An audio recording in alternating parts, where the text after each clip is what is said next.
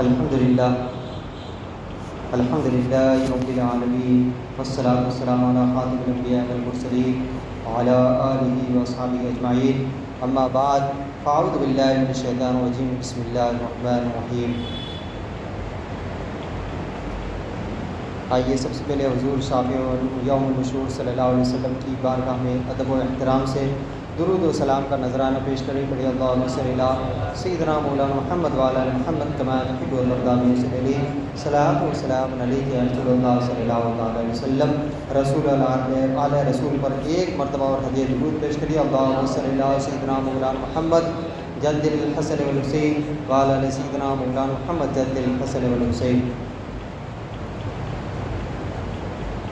حضرات محترم، ایام نحر یعنی قربانی کے دنوں میں قرب الہی کے حصول کی نیت سے جو جانور ذبح کیا جاتا ہے، اصطلاح شریعت میں اسے قربانی کہتے ہیں۔ صدر الشریعہ علامہ امجد اعظمی علیہ رحمہ فرماتے ہیں کہ مخصوص جانور کی مخصوص دن میں بنیت تقرب ذبح کرنا قربانی ہے۔ کبھی اس جانور کو بھی عضبیہ اور قربانی کہتے ہیں جو ذبح کیا جاتا ہے۔ قربانی حضرت سیدنا ابراہیم علیہ السلام کی سنت ہے جو امت محمدیہ کے لیے باقی رکھی گئی ہے۔ ہر صاحب نصاب پر قربانی واجب ہے۔ اللہ تعالیٰ نے مصطفیٰ جان رحمت صلی اللہ تعالیٰ علیہ وسلم کو قربانی کا حکم دیتے ہوئے ارشاد فرمایا، فصلی لربک وانحر، تم اپنے رب کے لیے نماز پڑھو اور قربانی کرو۔ قربانی ایک ایسی عبادت ہے کہ اللہ تعالیٰ نے اپنے پیارے نبی سیدنا اسماعیل علیہ السلام کی جان کے فدیے میں ذبیحہ دے کر لوگوں کے لیے اسے مقرر فرمایا۔ اللہ تعالیٰ نے ارشاد فرمایا، وَفَدَيْنَاهُ بِذِبْحٍ عَظِيمٍ، ہم نے ایک بڑا ذبیحہ اس اسماعیل کے فدیے میں دے کر اسے بچا لیا۔ قربانی اسلامی شعار اور نعمت الہی ہے۔ تقویٰ و پرہیزگاری اور رضا الہی کی خاطر دی جانے والی قربانی کو اللہ تعالیٰ قبول فرماتا ہے۔ اللہ تعالیٰ نے ارشاد فرمایا، لَن يَنَالَ اللَّهَ لُحُومُهَا وَلَا دِمَاؤُهَا وَلَٰكِن يَنَالُهُ التَّقْوَىٰ مِنكُمْ، اللہ کو ہرگز نہ ان کے گوشت پہنچتے ہیں اور نہ ان کے خون، ہاں تمہاری پرہیزگاری اس تک باریاب ہوتی ہے، یعنی اللہ تعالیٰ تک ہماری نیت اور پرہیزگاری پہنچتی ہے۔ یعنی قربانی کرنے والے صرف نیت کی اخلاص اور شروط تقویٰ کی رعایت سے اللہ کو راضی کر سکتا ہے۔ اللہ تعالیٰ کی بارگاہ میں قربانی پیش کرنا نہایت ہی پسندیدہ امر ہے۔ عید الاضحیٰ کے ایام میں خالق کائنات جل جلالہ کو قربانی سے زیادہ کوئی عمل پیارا نہیں ہے۔ ام المومنین حضرت سیدنا عائشہ صدیقہ رضی اللہ تعالیٰ عنہ فرماتی ہے کہ نبی رحمت صلی اللہ تعالیٰ علیہ وسلم نے ارشاد فرمایا، قربانی کے دن اللہ تعالیٰ کی بارگاہ میں مسلمانوں کا کوئی عمل خون بہانے قربانی کرنے سے زیادہ پسندیدہ نہیں ہے۔ قربانی کا جانور قیامت کے دن اپنے سینگوں، بالوں اور کھروں سمیت آئے گا اور یقیناً اس کا خون زمین پر گرنے سے پہلے اللہ تعالیٰ کے ہاں مقام قبولیت حاصل کر لیتا ہے، لہذا خوش دلی کے ساتھ قربانی کیا کرو۔ قربانی کا دن اللہ تعالیٰ کے ہاں بہت عظیم دن ہے۔ رسول اللہ صلی اللہ علیہ وسلم نے ارشاد فرمایا، ان اعظم الایام عند اللہ یوم النحر، یقیناً اللہ تعالیٰ کے ہاں سب سے عظیم دن قربانی کا دن ہے۔ محترم بھائیوں، اجر و ثواب کی نیت سے قربانی کرنا آتش جہنم سے حجاب یعنی رکاوٹ کا باعث ہے۔ حضرت سیدنا امام حسن بن علی سے روایت ہے کہ نبی اکرم صلی اللہ علیہ وسلم نے ارشاد فرمایا، من ضحى طیبا بها نفسه محتسبا لأضحیۃ کانت له حجابا من النار، یعنی جس نے خوش دلی کے ساتھ طالب ثواب ہو کر قربانی کی، اس کے لیے وہ قربانی آتش جہنم سے یعنی جہنم کی آگ سے رکاوٹ ہو جائے گی۔ حضرت سیدنا ابن عباس رضی اللہ تعالیٰ عنہ سے روایت ہے کہ رسول اکرم صلی اللہ تعالیٰ علیہ وسلم نے ارشاد فرمایا، جو مال عید کے دن قربانی میں خرچ کیا گیا اس سے زیادہ کوئی مال پیارا نہیں ہے۔ محترم حضرات، قربانی واجب ہونے کے کیا شرائط ہے؟ اس بارے میں حضور صدر الشریعہ المفتی علامہ امجد علی اعظمی علیہ رحمہ فرماتے ہیں کہ اس کے کچھ شرائط ہیں، یعنی اسلام یعنی مسلم ہونا یعنی غیر مسلم پر قربانی واجب نہیں ہے۔ دوسرا اقامت یعنی مقیم ہونا، مسافر پر قربانی واجب نہیں ہے۔ تونگری یعنی مالک نصاب ہونا، یہاں مالداری سے مراد نصاب وہ ہے جس پر صدقہ فطر واجب ہوتا ہے، اور وہ مراد نہیں ہے کہ جس پر زکوٰۃ واجب ہوتی ہے، کیونکہ زکوٰۃ کے لیے مال کا پورا 1 سال گزرنا واجب ہے، لیکن صدقہ فطر اور قربانی کے لیے ان دنوں میں اتنا مال ہونا ضروری ہے، اس لیے یہاں پر صدقہ فطر بتایا گیا ہے۔ چوتھا حریت یعنی آزاد ہونا، جو آزاد نہ ہو اس پر قربانی واجب نہیں ہے، کہ غلام کے پاس مال ہی نہیں ہے لہذا عبادت مالیہ اس پر واجب نہیں ہے۔ مرد ہونا اس قربانی کے لیے شرط نہیں ہے، کیونکہ عورتوں پر بھی قربانی واجب ہوتی ہے جس طرح مردوں پر واجب ہے۔ قربانی کا وقت 3 دن یعنی 10 ذی الحجہ کی صبح سے لے کر 12ویں ذی الحجہ کا سورج ڈوبنے تک ہے۔ قربانی کے بارے میں حضرت نافع رحمۃ اللہ علیہ سے روایت ہے کہ حضرت سیدنا ابن عمر رضی اللہ تعالیٰ عنہ نے فرمایا، اضحل یومان بعد یوم الاضحیٰ، یعنی قربانی بقرعید کے 2 دنوں تک ہے، حضرت بقرعید کے بعد 2 دنوں تک ہے۔ حضرت سیدنا امام مالک رضی اللہ تعالیٰ عنہ فرماتے ہیں کہ مجھے حضرت سیدنا علی ابن ابی طالب رضی اللہ تعالیٰ عنہ سے اس کے مثل ایک روایت پہنچی ہے۔ یہ حدیث امام اعظم ابو حنیفہ، امام مالک اور امام احمد کی قوی دلیل ہے کہ قربانی 10 ذی الحجہ کی صبح سے 12ویں کے سورج ڈوبنے تک ہے۔ جس شخص پر قربانی واجب ہو اسے چاہیے کہ جانور اچھا اور بے عیب خریدے۔ حضور نبی اکرم صلی اللہ علیہ وسلم نے ارشاد فرمایا، 4 قسم کے جانوروں کی قربانی درست نہیں ہے۔ پہلا وہ کانا جانور جس کا کانا پن صاف معلوم ہوتا ہو، دوسرا ایسا بیمار جانور جس کی بیماری ظاہر ہو، تیسرا ایسا لگڑا جانور جس کا لگڑا پن صاف معلوم ہو، چوتھا ایسا کمزور اور ناتواں جانور جس کی ہڈیوں میں گودا نہ رہا ہو، یعنی ہڈیوں پر گوشت نہ ہو اور ہڈی چمک رہی ہو۔ برادران اسلام، حضور صدر الشریعہ مفتی امجد علی اعظمی علیہ رحمہ قربانی کے اہم چند مسائل بیان کرتے ہوئے فرماتے ہیں کہ قربانی واجب ہونے کا سبب وقت ہے، جب وہ وقت آیا اور شرائط وجوب یعنی اس کے واجب ہونے کے شرط پائے گئے تو قربانی واجب ہو گئی۔ دوسرا، مالک نصاب نے قربانی کے لیے بکری خریدی تھی، وہ گم ہو گئی، یا جو جانور خریدا تھا وہ گم ہو گیا اور اس شخص کا مال نصاب سے کم ہو گیا، اب قربانی کا دن آیا تو اس پر یہ ضرور لازم نہیں ہے کہ دوسرا جانور خرید کر قربانی کرے، اور اگر وہ بکری قربانی ہی کے دنوں میں مل گئی اور یہ شخص اب بھی مالک نصاب نہیں ہے تو اس پر اس بکری کی قربانی واجب نہیں ہے۔ عورت کا مہر شوہر کے ذمہ واقع ہے اور شوہر مالدار ہے تو اس مہر کی وجہ سے عورت کو مالک نصاب نہیں مانا جائے گا، اگرچہ مہر معجل ہو اور عورت کے پاس اس کے سوا بقدر نصاب مال نہیں ہے تو عورت پر قربانی واجب نہیں ہوگی۔ اسی طرح بالغ لڑکی کو یا بیوی زوجہ کی طرف سے قربانی کرنا چاہتا ہے تو ان سے اجازت حاصل کرے بغیر ان کے کہے اگر کر دی تو ان کی طرف سے واجب ادا نہ ہوا، اور نابالغ کی طرف سے اگرچہ واجب نہیں ہے مگر کر دینا بہتر ہے۔ یہ ضروری اور لازم نہیں ہے کہ 10 ذی الحجہ کو ہی قربانی کر ڈالے، اس کے لیے گنجائش ہے کہ پورے وقت میں یعنی 10 ذی الحجہ کی صبح سے لے کر 12ویں ذی الحجہ کے سورج ڈوبنے تک جب چاہے کرے، لہذا اگر شروع وقت میں اس کا اہل نہ تھا اور وجوب کے شرائط نہیں پائے گئے تھے اور آخر وقت میں اہل ہو گیا، یعنی 10 ذی الحجہ کو وہ صاحب نصاب نہیں تھا اور 12ویں کو شام ہوتے ہوتے وہ صاحب نصاب ہو گیا اور یہ تمام شرائط اس میں پائے گئے تو اس پر قربانی واجب ہو گئی، اور اگر شروع وقت میں واجب تھی اور ابھی نہیں کی اور آخر وقت میں شرائط جاتے رہے تو واجب نہ رہی۔ ایک شخص فقیر تھا مگر اس نے قربانی کر ڈالی، اس کے بعد ابھی وقت قربانی کا باقی تھا کہ غنی ہو گیا یعنی صاحب نصاب ہو گیا تو اس کو پھر قربانی کرنی چاہیے کہ پہلے جو کی تھی وہ واجب نہ تھی اور اب واجب ہے۔ بعض علماء نے فرمایا کہ وہ پہلی قربانی بھی کافی ہے۔ اسی طرح اگر باوجود مالک صاحب نصاب ہونے کے اس نے قربانی نہ کی اور وقت ختم ہونے کے بعد فقیر ہو گیا تو اس پر بکری کی قیمت کا صدقہ کرنا واجب ہے، یعنی وقت گزرنے کے بعد قربانی ساقط نہیں ہوتی ہے بلکہ اس رقم کو صدقہ کرنا اس کے لیے ضروری ہے۔ اور اگر مالک نصاب بغیر قربانی کیے ہوئے ان دنوں میں مر گیا تو اس کی قربانی ساقط ہو گئی۔ قربانی کے وقت میں قربانی کرنا ہی لازم ہے، کوئی دوسری چیز اس کے قائم مقام نہیں ہو سکتی۔ مثلا بجائے قربانی کے اس نے بکری یا اس کی قیمت کا صدقہ کر دی، یہ ناکافی ہے۔ اسی طرح 10ویں کے بعد کے دنوں میں راتیں ایام نحر میں داخل ہے، ان میں بھی قربانی ہو سکتی ہے، مگر رات میں ذبیحہ کرنا کراہتاً منع ہے، مکروہ ہے۔ اگر شہر میں بہت سی جگہوں پر عید کی نماز ہوتی ہو تو پہلی جگہ نماز ہو چکنے کے بعد قربانی جائز ہے، یعنی یہ ضروری نہیں کہ عیدگاہ میں نماز ہو جائے گی جبھی قربانی کی جائے گی، بلکہ کسی بھی مسجد میں ہو گئی اور عیدگاہ میں نہ ہوئی جب بھی ہو سکتی ہے۔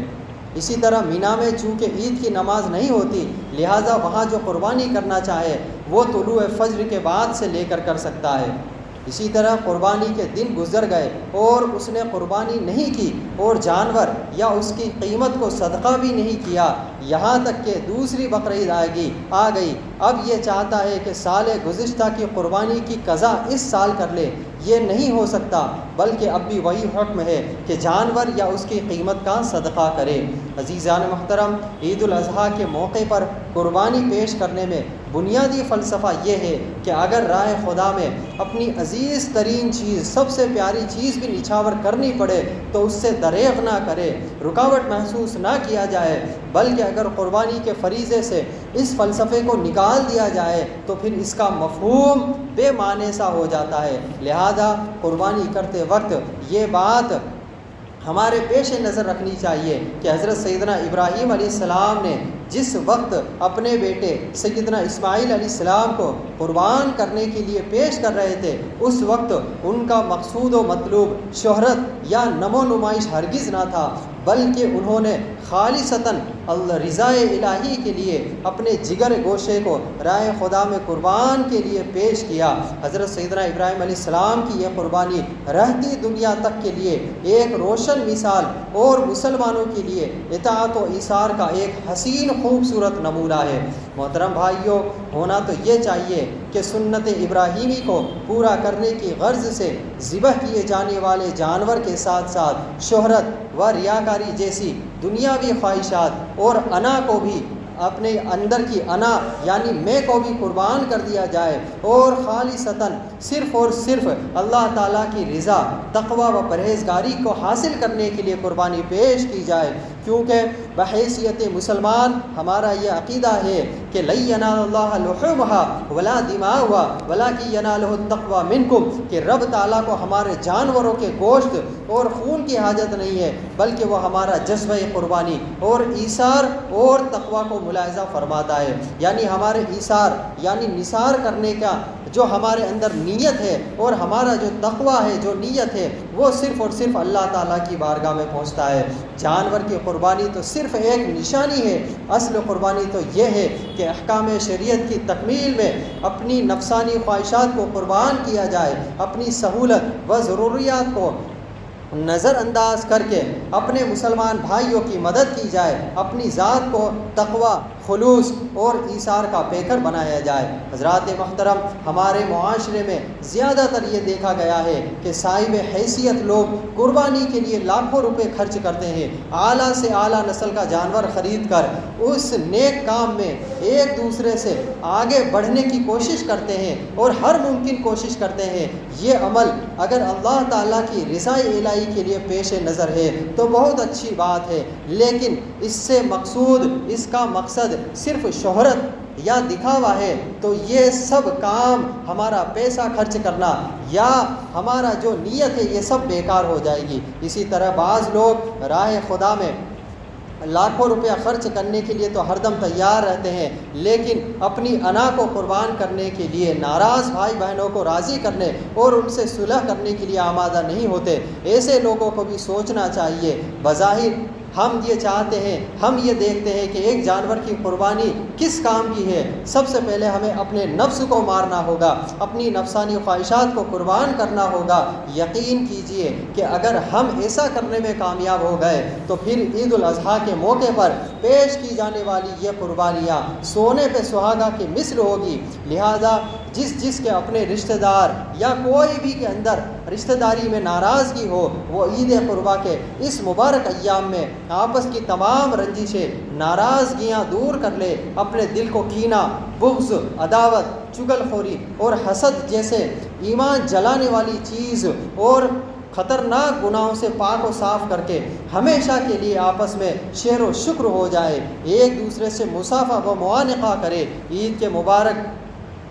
کی مبارکباد دے، اللہ کے رسول صلی اللہ علیہ وسلم کی رضا اور اپنے گناہوں سے معافی کے حاصل کرے۔ حضور نبی اکرم صلی اللہ علیہ وسلم نے ارشاد فرمایا، ان المسلم اذا لقی اخاہ المسلم فاخذ بیدہ تحاطت عنہما ذنوبہما کما تتجاوز الورق من الشجرۃ البسیات فی یوم ریح عاصف والا غفر لہما ولو کانت ذنوبہما مثل زبد البحر۔ یعنی جب ایک مسلمان اپنے مسلمان بھائی سے ملتا ہے، اس سے مصافحہ کرتا ہے، تو ان دونوں کے گناہ اس طرح جھڑتے ہیں جس طرح موسم خزاں میں یعنی پتجھڑ کے دنوں میں سوکھے درخت سے پتے جھڑتے ہیں، اور ان دونوں کی بخشش کر دی جاتی ہے، اگرچہ ان کے گناہ سمندر کے جھاگ کے برابر ہی کیوں نہ ہو۔ ہمیں یہ چاہیے کہ ہم ان قربانی کے ایام میں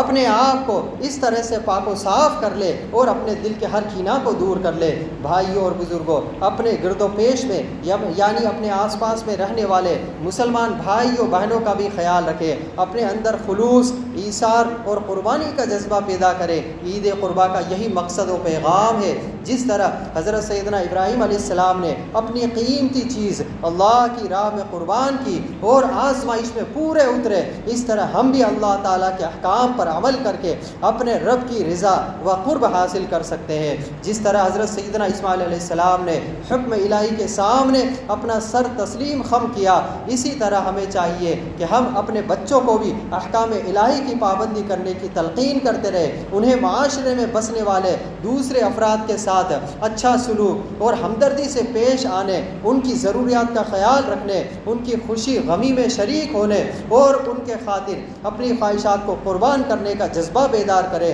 فلسفہ قربانی میں یہ ایک اہم درس ہے اور یہی اس کا تقاضا ہے۔ قربانی کا مقصد یہ نہیں ہے کہ صرف ہم بکرا ذبح کر لیں، ہم گوشت کھا لیں، ہم بکروں کو گھما لیں، اس کا مقصد یہ نہیں ہے۔ مقصد یہ ہے کہ ہم اس قربانی سے ہم نے کیا سیکھا اور اپنے اندر ہم نے کیا بدلاؤ کیا، اپنے دلوں میں، اپنی سوچ میں، اپنے نظریوں میں ہم نے کیا کیا بدلاؤ کیا، ہمیں یہ سوچنے کی ضرورت ہے۔ جس طرح سے ہم اپنے اندر اس طرح کا اگر بدلاؤ لائیں گے تب ہمیں قربانی کا مقصد بھی حاصل ہوگا اور ہم اللہ کے قرب بھی حاصل کر سکیں گے۔ حضرات محترم، ہمیں چاہیے کہ ہم قربانی کا گوشت جس طرح ہمیں بتایا گیا ہے کہ 3 حصے کیے جائیں، ایک حصہ اپنے لیے، ایک حصہ رشتہ داروں کے لیے اور ایک حصہ غربا و مساکین کے لیے دیا جائے، لیکن ہم یہاں یہ کرتے ہیں کہ ایک حصہ فریج کے لیے، دوسرا حصہ رشتہ داروں کے لیے اور تیسرا حصہ پھر اپنے ہی لیے، یعنی گھما پھرا کر پہلا حصہ اپنے لیے، دوسرا حصہ پھر اپنے لیے اور تیسرا حصہ بھی اپنے ہی لیے رکھ رہے ہیں۔ یہ قربانی اگر اس نیت سے کی جائے تو آپ کی قربانی جائز ہی نہیں ہوگی، اور اگر ہم قربانی کا گوشت ایسے رشتہ داروں کو بانٹ رہے ہیں، ہم یہ دیکھتے ہیں کہ انہوں نے قربانی نہیں کی لیکن ان کی اتنی مالی حیثیت تھی کہ وہ قربانی کر سکتے تھے اور انہوں نے قربانی نہیں کی، تو ایسے انسان کو بھی دینا جائز نہیں ہے۔ آپ کہیں گے صاحب اگر ہم اپنے رشتہ داروں کو نہیں دیں گے